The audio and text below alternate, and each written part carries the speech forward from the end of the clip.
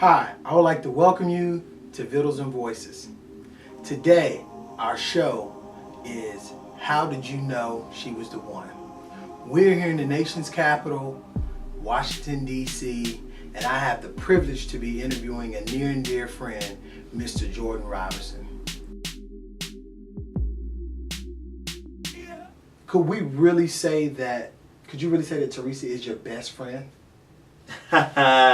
I mean, it's me and we got our boys we grew up with. Like, this is my best friend and my dog. But, can you truly say that that's that person that, man, you would just, it's just your best friend. I mean, you talk about anything, just honestly. We can talk about, yes. I think I'm growing into that feeling because in the past I've had the opinion that, you have your best friend and then you have your significant other. Right. And I've heard that. Yes. And I'll admit, though, that as the months have gone on, especially now that we live together, that we have become more friends, even more so than before. And I think that best friend relationship is growing, where I'm transitioning from being a single man with a best friend, and I still have a best friend. Yes, but I now understand. I'm It's transitioning to a married man. And, my best friend has balanced his married life very well with me and then other really good friends that he has. And I think that I'm going to have to make the commitment to myself, to my best friend, to my wife, my future best friend, to continue foster those relationships, but I definitely think that she is my number one confidant. I can say that, but I'm still undecided on the whole best friend label. But she's your number one cheerleader too. She is my number one cheerleader. She's my number one supporter. The only person that could come close to her is maybe my mother. So those are the two women that love me, and those are the only two women that I need to love me. But she definitely is a friend, a great friend, a confidant that I love in no way that I've ever loved anyone before. And that is a distinct difference when you're talking about relationships. Right. Friendship is one thing. My best friend is my brother, and will always be my brother. But my wife is another level. Because your wife is in theory you two are kind of like one. Absolutely. Your goal is to become one. Your goal is to become a family. And I guess talking about it now, it really brings up the thought that it's more than a best friend with your wife. It's kind of it's a next level. You know what I'm saying? Okay, something higher than best friend. Yeah, and my wife, my future wife, she appreciates me in ways that no one can understand. I think as you know, in Vittles Voices, we like to go on Facebook and different places and post questions of the day. And one of our most recent questions was about unconditional love. Mm-hmm. And I know that we all strive to get there, and that's what it sounds like that you're saying when you say she's more than just my best friend. I mean, through different conditions, we're going to be there. Right. And really, as a man, and I think we need to hear this more in our community. I hear a lot of people say, divorce is non-negotiable. Is that kind of how you're going into it? Yes. Because I mean, some people go into it thinking, well, if it don't work, I can get divorced and I can move on. But hearing you talking and through your emotions, I feel that you're saying, hey, Anthony, this is my bestest friend in the whole wide world, and it's non-negotiable. I mean, we hip and hip, Everything is up for negotiation, but you and I have had conversations before this that I am going into that this is a commitment that I want to make for the rest of my life. And her and I have spoken about that before, and she's on the same sheet of music. Again, our goals line up, and I think we both realize that the future will have challenges, and that the best that we can hope for is that we'll face them together. Okay. I guess kind of getting back, we're gonna not really backtrack, but gonna go back, 45 days out, Mm-hmm. and he's engaged. And as a show for Vittles Voices, we kind of like to talk about tradition too, So, did you traditionally ask her father for her hand? I know a lot of men don't do that, or a lot of women say, no, don't worry about that, you know, in these days. Mm-hmm. But traditionally, how did you feel? Did you feel you needed to do that before you asked her? I did. I did ask her father, and I did feel like it was that I needed to do that. I needed to, again, that goes back to that earlier question that you asked about how important was it for her family to be accepting of me, right. and vice versa, my family to be accepting of her. And, you know, that was another step in that vein to say, all right, they've accepted me as friend of the family, boyfriend, but are they ready to accept me and make a commitment to me to become family?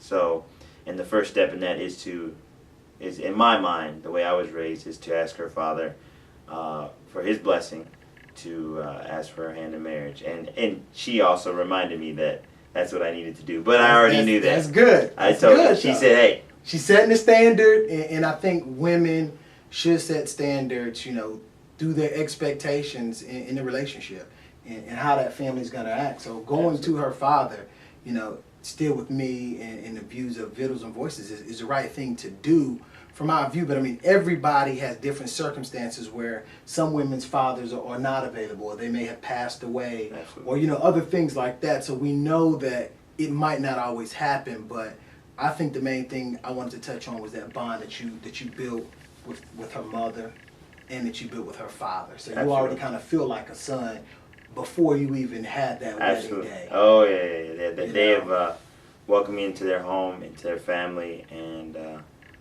definitely shown me through their actions that they are looking forward to building a relationship with me and my family. They've welcomed my brother, my mother, my sister, my father into their home, my nephew, you know, so we definitely have bonded, broken bread, you know, talked candidly, honestly, and, you know, that was another point that, again, it reaffirmed to me that Teresa and I, our goals and our beliefs aligned again. You know, it was another moment where family. Yeah, where it's family, where she said, look, you got to ask my dad, but I already knew the answer, and I said, don't worry. He already went in there with his hand like, he gonna say yeah. I mean, it was already in the plan. It was already there. Yeah, there was no discussion needed beyond that. And what did he say? I mean, when you asked him, I mean, how nervous were you? Or I wasn't too nervous, you know, because of the groundwork, or I guess the experience that I had up until that moment.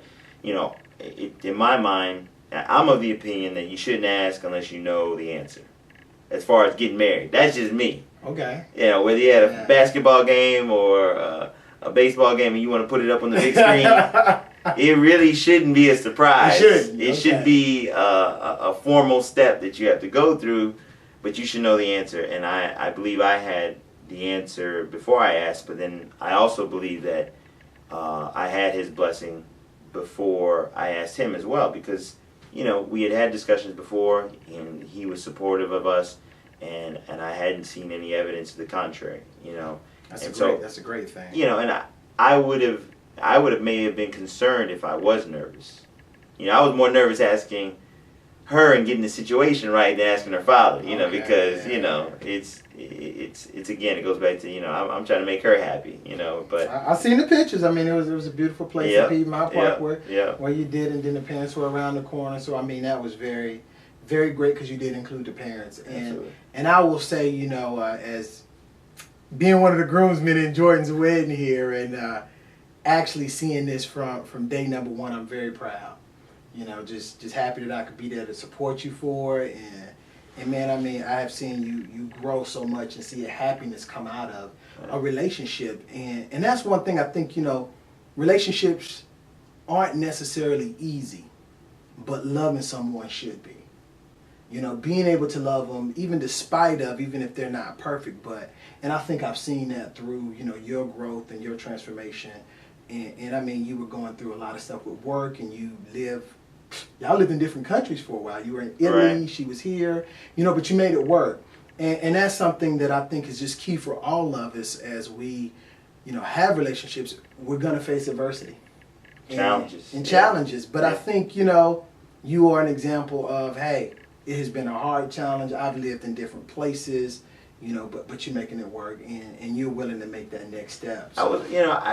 I will say though that it hasn't there have been challenges and there will be challenges, but it hasn't been hard because she's made it easy, and I hope that I've made it easy because of our commitment. You know, just our commitment to each other and our commitment to the relationship to say, you know, to reaffirm on a daily basis, this is who I want to be with. This is the person that, you know, that their happiness matters to me. You know? Okay. Now I gotta go to one more spot here. All right. One more spot now. Me knowing Jordan. Jordan's my boy. I love him to death like a brother. And Jordan likes to party. You know, Jordan likes to go out. We have fun together.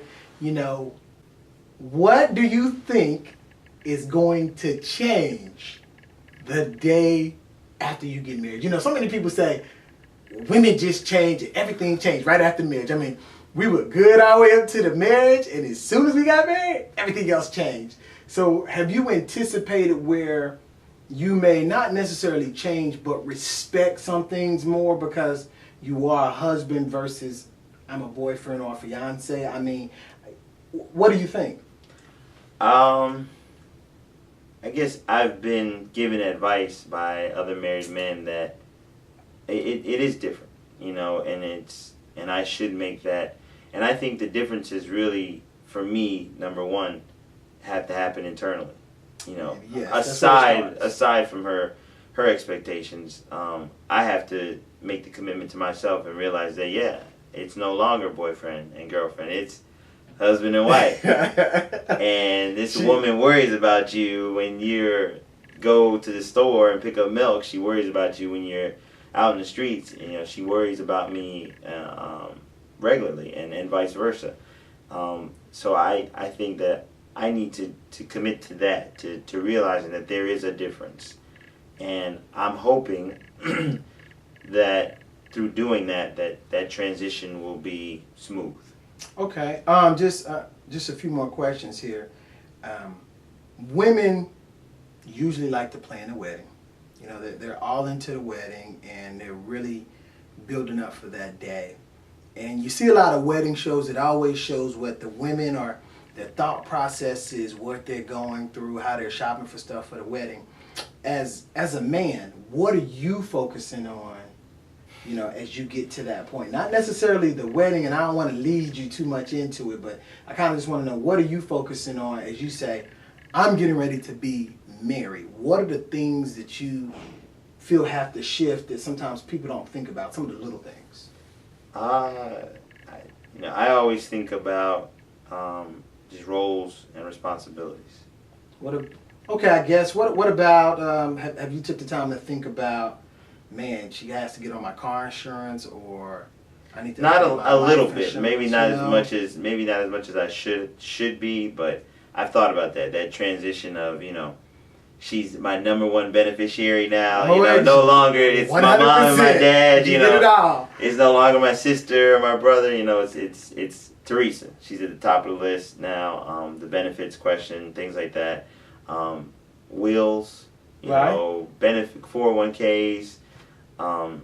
You know, educating each other on our goals for the future. You know, how are we going to get to retirement? That's some things people need to hear out right, there, you know? Right. Kids, you know, kids is another show. What's the plan for kids, you know, and you know, what are the expectations? You know, what does she expect of me, or and vice versa? What do I expect of her? And I constantly find myself thinking of, now what can I do professionally and personally to make my family better?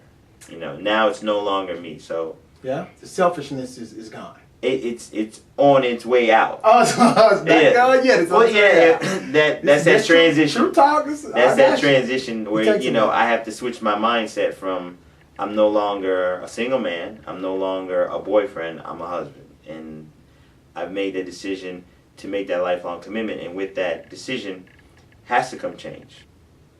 So this is really key. Thank you for, you know, coming out today. And thank you, man. I love that you're doing this, and I wish you much success with this. And you know, I told you, man, follow your dream, your passion, man. And he's trying to help people. He's trying to help us. Hey, we all gotta follow it. You know, this is my passion, and I thank Jordan for helping me reach it, and you all at home too. So, Jordan, you have any last words for everybody watching this? God bless.